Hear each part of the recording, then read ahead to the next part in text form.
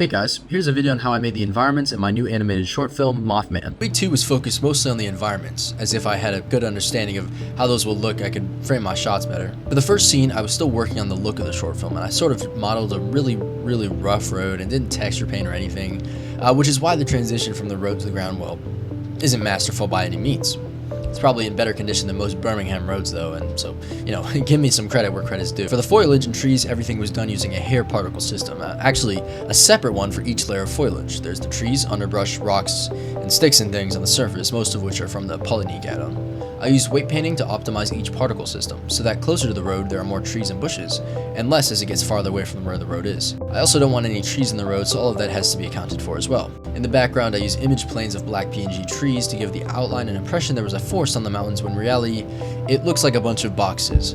I also distributed these using a particle system with weight painting. The second scene's environment was a gas station, which was named by my little brother, in case y'all were wondering. For the gas station model, I used this model on Sketchfab with a decent bit of retexturing. I used a gradient effect on these signs to make the light more realistic, and I also made the pump and dump sign sort of like a neon sign, which was a fun effect and adds to the lighting. The third scene, I actually used this Blender file linked below, which allows me to shape the road however I want, and then use the same particle systems as before to distribute trees and foliage and all that. I also placed a few lights manually to light the Mothman during the final scene, as he was hard to see, and honestly still was because of YouTube compression. For the environment, I did make some models like the street light and power line that I never actually used.